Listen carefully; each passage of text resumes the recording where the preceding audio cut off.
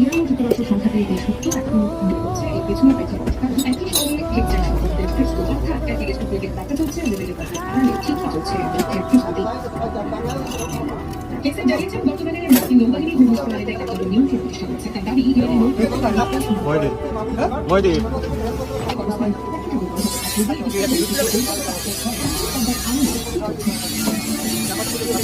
হেক্সারের বক্তব্যে আরও একটি স্পষ্ট ব্যাখ্যা ছিল ইরানের সামনে দুটি পথ, একটি হলো সমঝোতা যেখানে তারা একটি সংবিধানের বিষয়ে বড় ধরনের হামলা রক্ষা করতে পারে। সরকারি পরিস্থিতি এখন চীন যুক্তরাষ্ট্র ইরান তিনটি শক্তির এই ত্রিমুখী সমীকরণ যে কোনো সময় নতুন রূপ নিতে পারে।